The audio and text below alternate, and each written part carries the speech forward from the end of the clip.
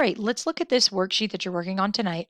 Again, keep in mind that the ways that we can prove triangles congruent so far, we're going to learn 2 more ways tomorrow. The ways we can prove them congruent are side, side, side congruency postulate.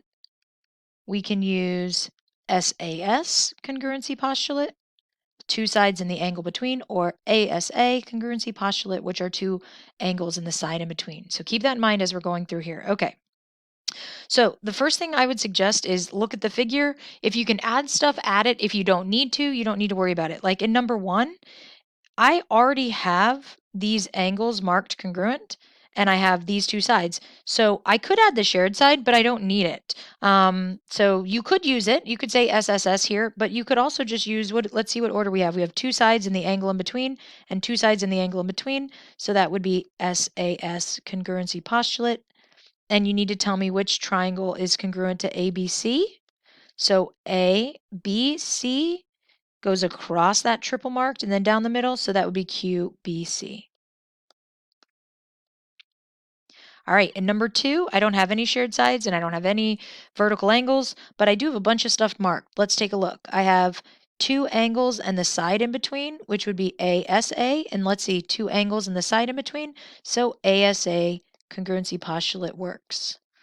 And triangle ABC would be congruent to, let's see, A to B to C goes from the right angle out here and then to the middle. So right angle out here to the middle would be SMC, triangle SMC.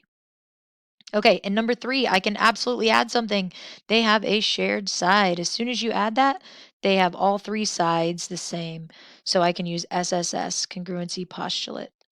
And that would be triangle ABC. Let's take a look. A to B to C goes across the one marked side and then the triple marked side. So one marked to triple marked would be PCB. So congruent to triangle PCB. Okay. In number 4, I can add something. I can add the vertical angles. I've got that bow tie situation, vertical angles. The only problem is I have two sides and an angle, but the angle's not between. So this is like SSA, and that does not work. So this cannot be determined. All right, number 5. Number 5 has a shared side. Let's mark that reflexive property. So we have two sides and an angle between, so SAS, and two sides and an angle between, SAS works. And triangle ABC would be congruent to, let's see, A to B to C goes from the marked angle along that side and then the non-marked side. So I'm going to start at the double marked angle along that side and then the non-marked side. So CKA, triangle CKA. All right, 6 is that bow tie problem. In the bow tie problem, we can always add the vertical angles. And then we have two sides and the angle between and two sides and the angle between. So SAS, congruency postulate. And ABC, let's see, be careful on this one. ABC goes along this outer side and then the triple side. So outer side, triple side has to go outer side first, then triple side. So NHC. Be careful. That was a tricky one. So again, on that one, if you're having trouble, I went from A to B to C. So I went along this outer side and then the triple side. So I got to do that again. So along the outer side and then the triple side would go NHC. Okay, let's do these last few guys. Now this time we have parallel lines. So those are marked parallel. We also have the bow tie. And we also have vertical angles. We actually have a lot of stuff happening. But let's just start with our parallel lines. So if the outer sides of a bow tie are parallel, guys, this is like a sideways bow tie, then this little corner is congruent, and so is this little corner. This only works for bow ties. So, and then I don't know if you noticed, we had this little side marked congruent to that. So we have two angles in the side in between and two angles in the side in between. So ASA. So triangle ABC is congruent to, let's see, A to B to C. We could put the verticals, it's just overkill. We don't need the verticals this time. So A to B to C would be single marked to the vertical to the double. So single marked to the vertical to the double would be TBG, triangle TBG. All right, 8. Let's see, what can I add? Right now I only have angle, angle. I can add the shared side, and it is in between, so that would be angle, side, angle. So you're always looking, if you need to add something, you're always looking for vertical angles or shared sides. So let's see, that's good enough. So we've got triangle ABC. ABC goes from the double to the non to the single marked arc. So double to non to single mark would be CEA. So it's congruent to triangle CEA. All right, number 9. Number 9 has a shared side. Add that little tick mark. So these two triangles are congruent by side, side, side. I have all 3 sides congruent. So triangle ABC, ABC goes across the double and then across the triple. So across the double and triple would be triangle AXC. Okay, so again, the big things are to look out for are vertical angles, right? Shared sides,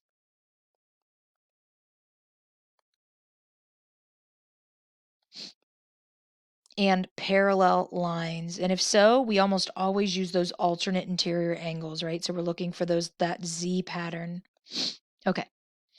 All right, let's do some proofs. Now, for the proofs, the number one thing I do first is I mark my figure. Number 1, I mark my figure with any givens. So let's do that. So the first thing I'm going to do is mark PQ and RS. They already did it for me. I would mark angle PQS, which is that little angle, and RSQ, that little angle, are congruent. They already marked that. So the good news is it's already marked. Once you mark your figure, ask yourself, is that enough? So let's see, I have side angle and side angle. Well, side angle isn't enough. So then can you add anything? And those things are like vertical angles or shared sides, right? So let's see, in this diagram, yeah, these two triangles have a shared side. And then ask yourself, is that enough? Well, let's see, we have 2 sides in an angle, and it is in between, and 2 sides in an angle. Yeah, we're going to be able to do this by SAS. So then you can actually do your proof. Okay, so once we think we're good, then let's go. So the first thing I would write would be any givens. So I'm going to list my 2 givens. PQ is congruent to RS, and then my angle PQS is congruent to angle RSQ. So there are my 2 givens. There's my one side. So I did one of my sides, I did one of my angles, and then I'm going to do my last side. You don't have to put this, I'm just showing you where they show up. How did we know QS was congruent to QS? It's a shared side, so that's reflexive property of congruence. And then you did both sides and the angle, so you're ready to go. You said all 3 parts in your that you needed for side angle side congruency postulate. And they already filled this in for you. Okay, so again, mark your figure, add anything you need to, and then do your proof. When you do your proof, make sure you need to list each part that you need. And by that I mean, like, if you're going to use side angle side, you need both sides and the angle. And then you're ready to say they're congruent. Okay, let's try another one. Okay, mark our figure. They said segment AB is congruent to DE. They said angle B and E are congruent, so they already marked it, and angle A and D. So they already marked the figure. So what do you guys think? Is there anything else that do we have enough to prove it's congruent now? Let's look.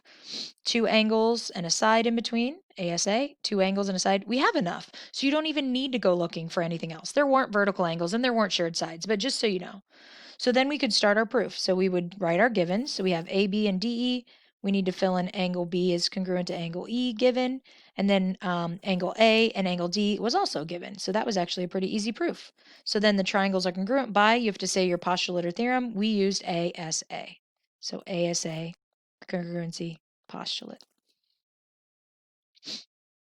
Okay, and this one gets a little bit more interesting because this one, they start us off with N is the midpoint of MO, LM is congruent to OP, they already marked that, LM and OP, and LN and PN. So they marked those 2 things, but they didn't do this part. And that's because you need to come up with what that means. So if you know something is the midpoint, then you should be able to mark the 2 parts on either side equal. And we're going to have to say that in our proof, but it's going to be by the definition. So, all right, let's see. Is that enough? Here I have side, side, side. Here I have side, side, side. Yep, we're good. So let's fill in our givens. We know this was a given, this was a given, and the fact that it was the midpoint was the given. Okay, guys, the next thing that should always come after you know it's the midpoint is the two parts that are equal, MN was then congruent to NO, and it's always by definition of midpoint. It's easy. I mean, it's always the next step, always. So then here's one of your sides, here's the second side, here's the third side. You're ready to say triangle LMN is congruent to triangle PON by, which one did we use? Side, side, side congruency postulate. Okay, so tomorrow we're going to be learning 2 more ways to prove triangles are congruent, just as a preview. They're theorems, so this is a little different. They're not postulates. The first one is AAS, congruency theorem. As you can imagine, that's angle, angle, side. And we're going to learn something called HL, congruency theorem, which stands for hypotenuse, which you might know what a hypotenuse is, and L stands for leg. So it has to do with a hypotenuse and a leg. So we'll talk about those 2 theorems tomorrow. We'll do more questions that look like these guys, but we'll add the 2 theorems as well as possible ways to prove. And then we're going to do even more proofs. But again, we might start introducing more proofs that we use these theorems, okay? And then after we do that, we do some more examples, we'll do a review, and then we'll do a quiz about halfway. So that's the plan for tomorrow. So make sure that you are comfortable with all these proofs, postulates, and then you might just want to take a look at the theorems. They're in the book. You're welcome to look at them. They're in chapter 4, and I think they're like 4, maybe -3. And we'll go over these tomorrow, and then we'll do a quiz. So make sure that you feel comfortable with these proofs. Practice them. Your book has other ones if you want to try them again. And I'll see you tomorrow.